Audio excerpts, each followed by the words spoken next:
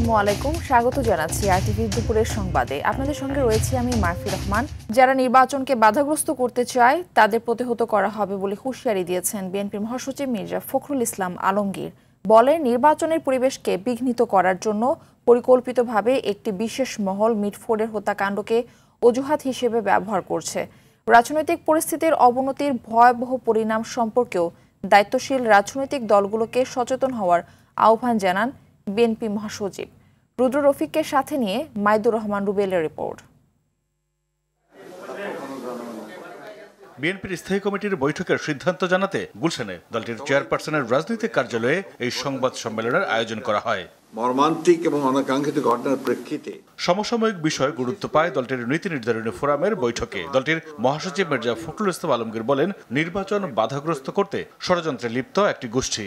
পূর্ব পরিকল্পিতভাবে 9 জুলাইয়ের ঘটনা 11 জুলাই শুক্রবার জুমার নামাজের পর সবচেয়ে প্রাইম টাইমে ইন্টারনেটে ছড়ানো। এই বিষয় নিয়ে যারা রাজনৈতিক পরিবেশ নষ্ট এবং জাতীয় নির্বাচনকে বাধাগ্রস্ত অনিশ্চিত করতে চান, প্রকারান্ত ফ্যাসিবাদ উত্থানের পথ যারা সৃষ্টি করতে চান, রাজনৈতিক শিষ্টাচার বহির্ভূত এই জাতীয় কর্মকাণ্ডের মাধ্যমে গণতন্ত্রের উত্তরণের পথ বাধাগ্রস্ত হলে তার দায় সংশ্লিষ্টজনকেই বহন করতে হবে। জনগণের ভোটের অধিকার প্রতিষ্ঠার পথে বাধা সৃষ্টি করা হলে তা প্রতিহতের হুঁশিয়ারি দেন বিএনপি মহাসচিব। গুটি কয়েক রাজনৈতিক ষড়যন্ত্রকারীর অপচেষ্টায় বাংলাদেশ ব্যর্থ হতে পারে না। ঐক্যবদ্ধ বাংলাদেশে ষড়যন্ত্রকারীদের কোনো অপচেষ্টাই আমাদের লক্ষ্য অর্জনের পথে বাধা হতে পারবে না। ফ্যাসিবাদের অনুপ্রবেশের যে কোনো ঘৃণ্য ষড়যন্ত্র আমরা এই বাংলাদেশে বাস্তবায়িত হতে দেব না। পতিত স্বৈরাচার আর কাপুরুষ ষড়যন্ত্রকারীদের মিলিত অপচেষ্টা সুষ্ঠু নির্বাচন ও গণতন্ত্র পুনঃপ্রতিষ্ঠা ও আগামীর বাংলাদেশ গড়ার পথে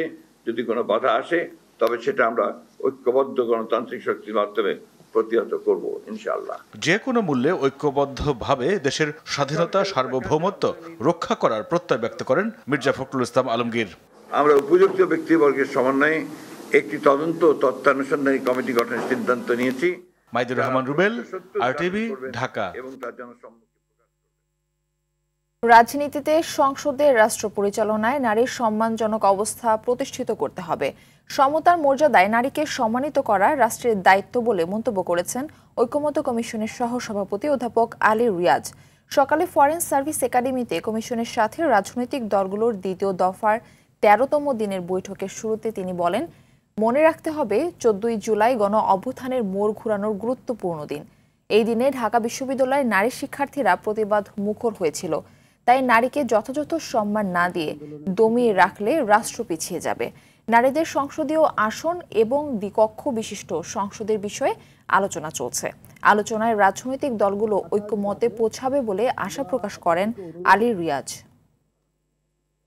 বাংলাদেশের রাষ্ট্র পুনর্গঠনের ক্ষেত্রে সেজন্যই আমরা মনে করি যে প্রাতিষ্ঠানিকভাবেই সাংবিধানিকভাবেই সমতার মর্যাদায় নারীকে অভিযুক্ত করবার জন্য আমাদের ব্যবস্থা গ্রহণ করা দরকার।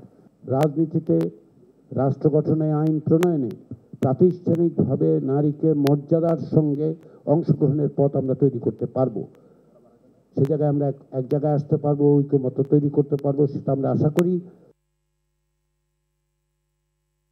এই বিষয়ে আরো জানাতে রাজধানীর ফরেন সার্ভিস একাডেমিতে আছেন সহকর্মী রুদ্র রফিক। তিনি আমাদের সঙ্গে সরাসরি যুক্ত হচ্ছেন। রফিক, রাজনৈতিক দলগুলোর সঙ্গে আজকের ঐক্যমতের বিষয়গুলো নিয়ে কি কি তথ্য আপনার কাছে রয়েছে এবং আলোচনা এখন কোন পর্যায়ে আছে জানাবেন।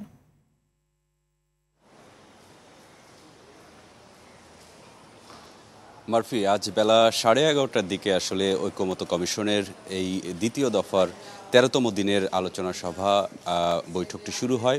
বৈঠকটি এখনও চলছে এবং বিকেল নাগাদ পর্যন্ত চলবে। আজকে আপনি ইতিমধ্যেই বলেছেন যে আজকে দুটি বিষয়ে আসলে আলোচনা হচ্ছে, সেটি হচ্ছে সংসদের নারীর আসন এবং দ্বিকক্ষ বিশিষ্ট পার্লামেন্টের ব্যবস্থা নিয়ে।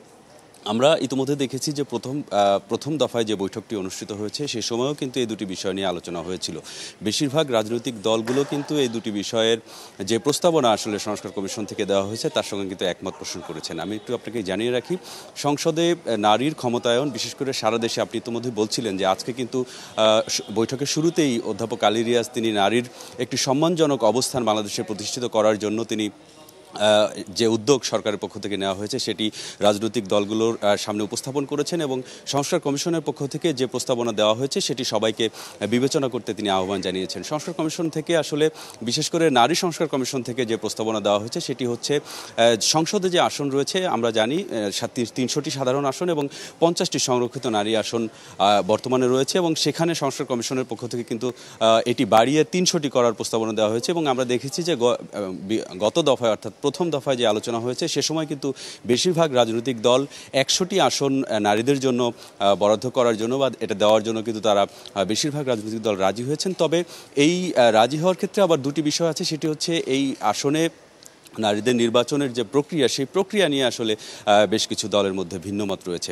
এছাড়া দ্বিকক্ষ বিশিষ্ট যে পার্লামেন্টারি সিস্টেম সেই সিস্টেম নিয়েও কিন্তু বাংলাদেশের বেশিরভাগ রাজনৈতিক দল একমত রয়েছে। আমরা গত দফায় দেখেছি যে 30টি রাজনৈতিক দলের মধ্যে 28টি রাজনৈতিক দলই কিন্তু এই দ্বিকক্ষ বিশিষ্ট পার্লামেন্টারি সিস্টেমে তারা ঐক্যমত হয়েছেন এবং যেটি নিয়ে আলোচনা হচ্ছে আসলে এই নিম্নকক্ষের যে 300 আসন এই আসনে আমরা জানি যে একেবারে তৃণমূল পর্যায়ের সাধারণ মানুষের ভোটে যারা আসলে প্রতিনিধি নির্বাচিত হবেন তারাই কিন্তু নিম্নকক্ষে আসবেন এবং উচ্চকক্ষে 105টি আসনের জন্য আসলে সংস্কার কমিশন থেকে প্রস্তাবনা দেওয়া হয়েছে এবং সেই 100টি আসনের ভিতর থেকে সংখ্যানুপাতিকভাবে রাজনৈতিক দলের মধ্যে যারা আছে তাদের সংখ্যানুপাতিকভাবে যারা নিম্নকক্ষে থাকবেন তাদের ভোটের সংখ্যানুপাতিক অনুসারে এটি নির্বাচিত করার জন্য প্রস্তাবনা দেওয়া হয়েছে এবং 5টি আসন রাষ্ট্রপতির সরাসরি হস্তক্ষেপ, বিশেষ করে সমাজের সকল সেক্টরের মানুষের প্রতিনিধির উপস্থিতি আসলে নিশ্চিত করার জন্য কিন্তু 5টি আসন নির্ধারণ করার প্রস্তাবনা দেওয়া হয়েছে সংস্কার কমিশন থেকে। তো সব মিলিয়ে আসলে আলোচনা চলছে। প্রথম দফায় বেশিরভাগ বিষয়ে আসলে ঐক্যমত হয়েছে রাজনৈতিক দলগুলো এবং দ্বিতীয় দফায় আলোচনা চলছে। আমরা বিকেলে আসলে জানতে পারবো কোন কোন দল কোন কোন বিষয়ে আসলে ঐক্যমত দিয়েছেন। মারফি। রুদ্র রফিক, আপনাকে অসংখ্য ধন্যবাদ আমাদের সঙ্গে যুক্ত হবার জন্য। ছাত্র জনতার গণ অভ্যুত্থান চলাকালে গত 5ই আগস্ট রাজধানীর চারখানপুলে শিক্ষার্থী আনাস সহ 6 জনকে হত্যার ঘটনায় মানবতাবিরোধী অপরাধের মামলার অভিযোগ গঠনের আদেশ দিয়েছেন ট্রাইব্যুনাল। বিচারপতি গোলাম মর্তুজা মজুমদারের নেতৃত্বাধীন ট্রাইব্যুনাল 1 এই আদেশ দেন। এর আগে সকালে মামলার গ্রেপ্তার আসামি ইন্সপেক্টর আরশাদ সহ 4 জনকে ট্রাইব্যুনালে হাজির করা হয়। ডিএমপি কমিশনার হাবিবুর রহমান সহ মামলার অপর 4 আসামি পলাতক রয়েছেন। এদিকে রামপুরায় কার্নিশে ঝুলে থাকা আমির হোসেনকে গুলি ও মিরপুর জাহাজ বাড়িতে জঙ্গি সাজিয়ে 9 জনকে হত্যা মামলায় 14 সেপ্টেম্বর তদন্ত প্রতিবেদন দাখিলের নির্দেশ দিয়েছেন ট্রাইব্যুনাল। এছাড়া সাভারে ইয়াসিন সহ 22 জনকে হত্যার ঘটনায় 12ই আগস্ট তদন্ত প্রতিবেদন দাখিলের নির্দেশ দিয়েছেন ট্রাইব্যুনাল। এসব মামলার গ্রেপ্তার আসামিদের সকালে ট্রাইব্যুনালে হাজির করা হয়। ঢাকা মহানগরীর চানখারপুর এলাকায় মানবতা বিরোধী অপরাধ সংগঠনের মাধ্যমে 6 জন তরুণকে গুলি করে হত্যা করা এবং সেই অভিযোগ গঠনের পরে আজকে তাদেরকে সময় দেওয়া হয়েছে প্রস্তুতির জন্য।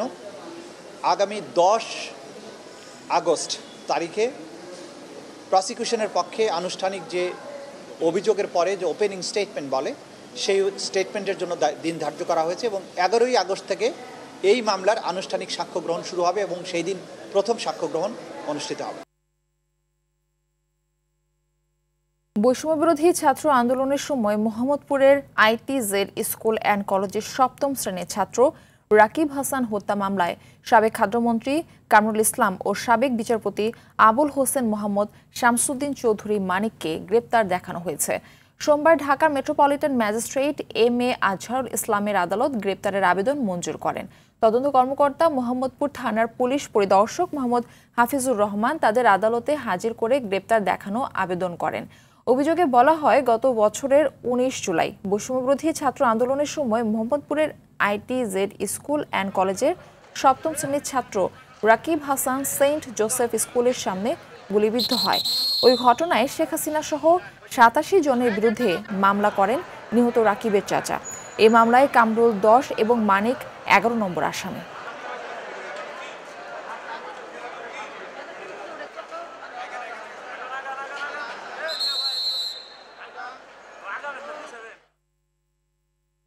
রাজধানীর মোহাম্মদপুরে আলোচিত কবজিকাটা গ্রুপের সহযোগী আয়েশা গ্রুপের 2 জনকে আটক করেছে র্যাব।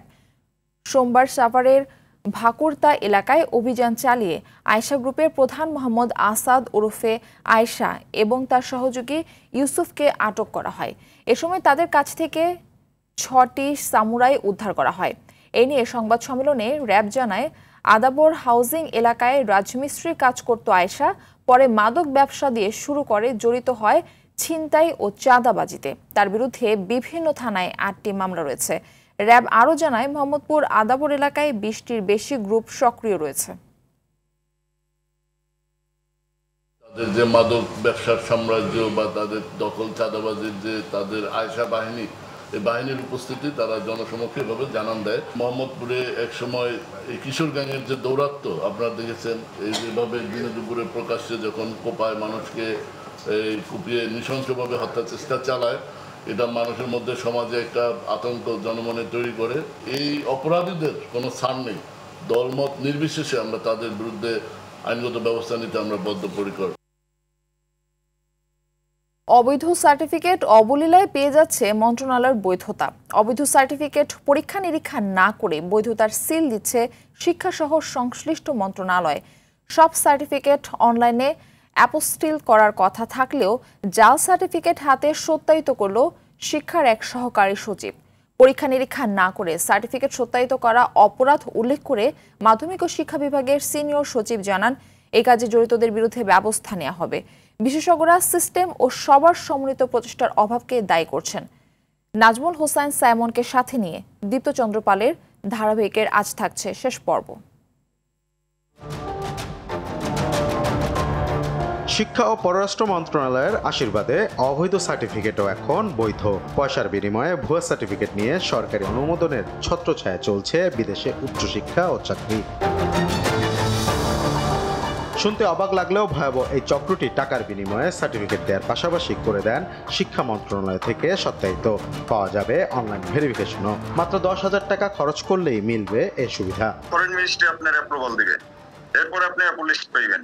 আর যদি আমাদের দিয়ে করান, ওই যে 6,000 টাকা লাগবে, আপনি ওই অ্যাপল লিস্টের যে কিউআর কোড, ওই কিউআর কোড স্ক্যান করলে আপনি ইনস্ট্যান্ট আপনার দেখতে পারবেন সার্টিফিকেট। কিভাবে জাল সার্টিফিকেটে মিলল শিক্ষা মন্ত্রণালয়ের সিল তা জানতে শিক্ষা মন্ত্রণালয়ে আরটিভি দেখা মিলল সত্যায়িত কপিতে স্বাক্ষর করা সেই সহকারী সচিব মোহাম্মদ সেলিম শিকদারের। তবে এ বিষয়ে অজুহাত ছাড়া কোনো উত্তরই ছিল না তার কাছে।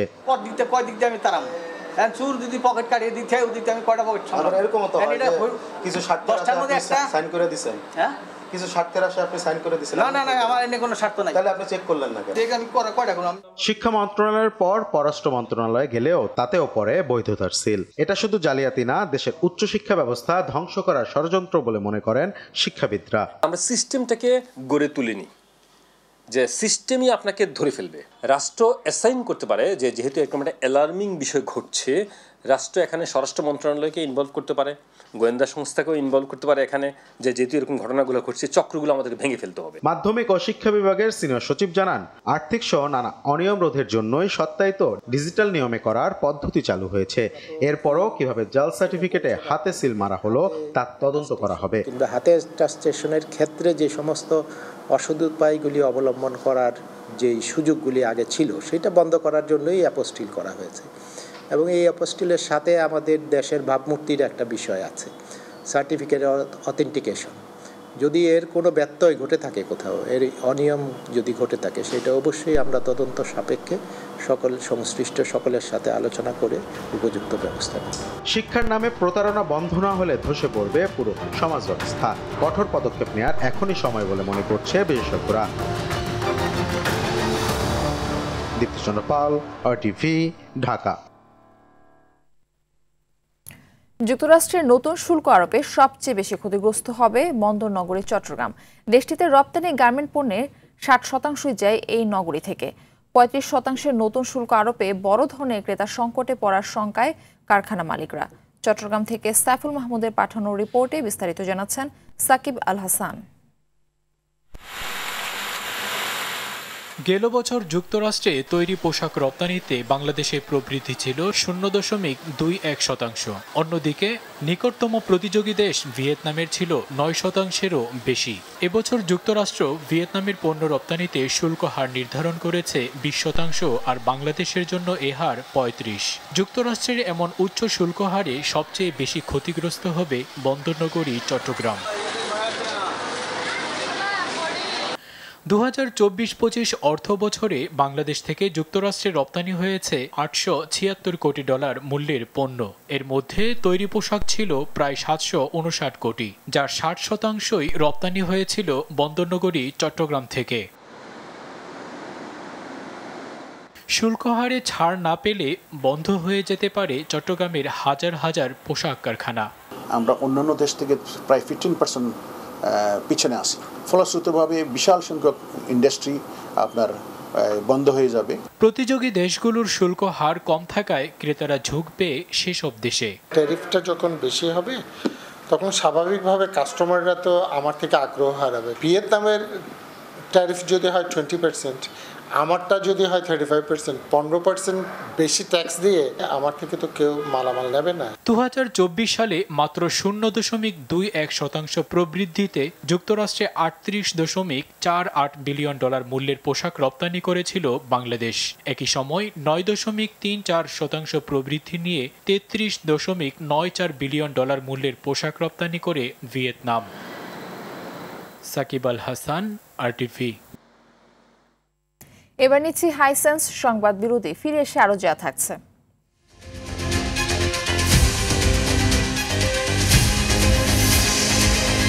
ভালুকায় ঘর থেকে নারী ও 2 শিশুর গলাকাটা মরদেহ উদ্ধার। বান্দরবানে বিদ্যুৎপৃষ্ট হয়ে 3 নারীর মর্মান্তিক মৃত্যু।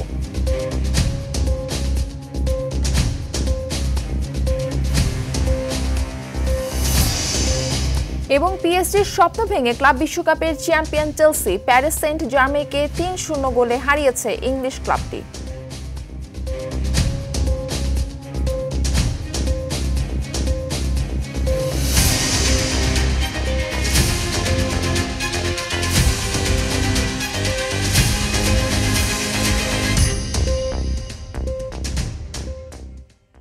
ময়মনসিংহের ভালুকায় একটি ভাড়া বাসা থেকে 2 শিশু সন্তান সহ মায়ের গলাকাটা মরদেহ উদ্ধার করেছে পুলিশ।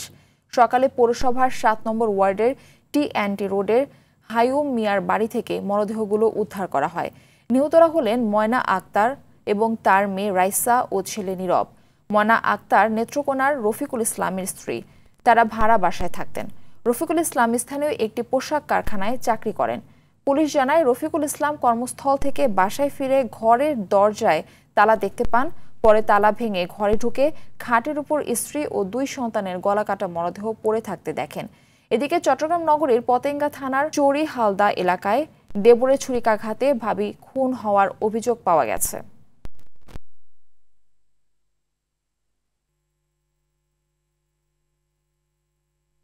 বান্দরবানে বিদ্যুৎপৃষ্টে একই পরিবারের 2 জন সহ মোট 3 জন নিহত হয়েছে। ভোর রাতে চিম্বুক সড়কের 13 মাইল এলাকায় এই ঘটনা ঘটে। স্থানীয়রা জানায় বৈদ্যুতিক ট্রান্সফরমার বিস্ফোরিত হয়ে তার ছিঁড়ে পড়লে তাতে বিদ্যুৎপৃষ্ট হন তারা। এতে ঘটনাস্থলেই নিহত হন 2 নারী। আহত অবস্থায় আরেকজনকে হাসপাতালে নেওয়া হলে চিকিৎসক তাকে মৃত ঘোষণা করেন।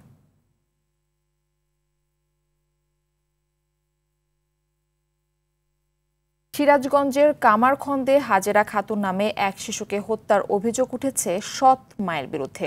রবিবার রাত 10টার দিকে শিশুটির মরদেহ উদ্ধার করা হয়। স্থানীয়রা জানায় স্কুল থেকে বাড়ি ফিরে সৎ মায়ের কাছে যায় শিশুটি। সন্ধ্যা পর্যন্ত তার কোনো খোঁজ না পেলে ঘরের ভেতর একটি বালতিতে বস্তাবন্দি অবস্থায় শিশুটির মরদেহ দেখতে পায় প্রতিবেশীরা।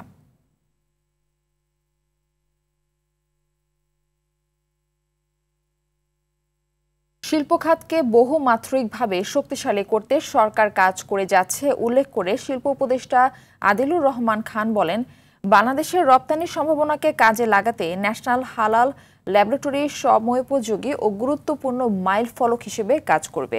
দুপুরে বিএসটিআইতে আন্তর্জাতিক মানের অত্যাধুনিক যন্ত্রপাতি সজ্জিত ন্যাশনাল হালাল ল্যাবরেটরি এবং বাংলাদেশের প্রথম ও একমাত্র অত্যাধুনিক হেলমেট টেস্টিং ল্যাবরেটরি এর উদ্বোধন শেষে তিনি এই কথা বলেন।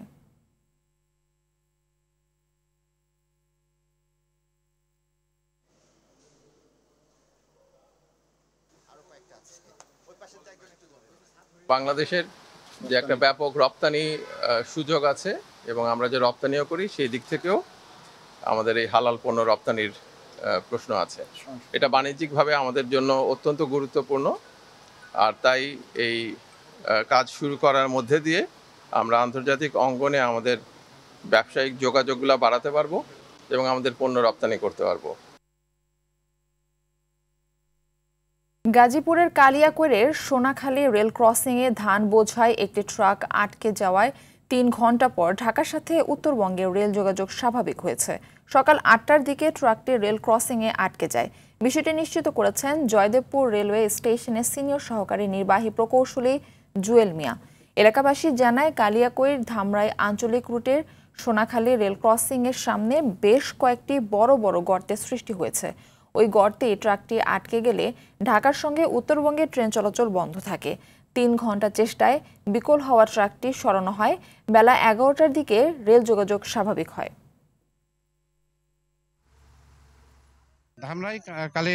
যুব সমাজের দক্ষতা বাড়াতে বড় উদ্যোগ নিচ্ছে যুব উন্নয়ন অধিদপ্তর। ১৫ থেকে ৩৫ বছর বয়সী ৯ লাখ তরুণ তরুণীকে প্রশিক্ষণ দিয়ে আত্মকর্মসংস্থানে উদ্বুদ্ধ করার লক্ষ্য নিয়ে হয়েছে ব্যাপক পরিকল্পনা, যাদের মধ্যে কমপক্ষে ৬০% নারী, ২% ক্ষুদ্র জাতিগোষ্ঠী এবং ১% বিশেষ চাহিদা সম্পন্ন।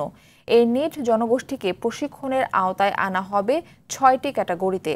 আধুনিক ক্যাটাগরি, আইটি, উদ্যোক্তা উন্নয়ন সহ নানা বিষয়ের উপর প্রশিক্ষণ দেওয়া হবে এই প্রকল্পে। এর ফলে তরুণরা শুধু চাকরির পেছনে না ছুটে নিজেরাই কর্মসংস্থানের সুযোগ তৈরি করতে পারবে। সিরিয়ার দক্ষিণাঞ্চলের সুইদা শহরে বেদুইন সুন্নি ও সংখ্যালঘু দ্রুজ সম্প্রদায়ের মধ্যে ভয়াবহ সংঘর্ষে কমপক্ষে ৩৭ জন নিহত হয়েছে। বিবিসি সোমবার এক প্রতিবেদনে জানায়, শনিবার ও রোববার দিনব্যাপী উভয় পক্ষ হামলা পাল্টা হামলা চালিয়ে গেছে। সাবেক স্বৈরাচার বাশার আল আসাদের পতনের পর থেকে সাম্প্রদায়িক উত্তেজনা বৃদ্ধি পেয়েছে দেশটিতে। তবে নিরাপত্তা বাহিনীর দাবি, আঞ্চলিক শান্তি প্রতিষ্ঠায় অঞ্চলটিতে কাজ করছে তারা। চলতি বছরের এপ্রিল ও মে মাসেও নিরাপত্তা বাহিনী ও দ্রুজ যোদ্ধাদের মধ্যে সহিংসতায় সিরিয়ায় বহু লোক নিহত হয়।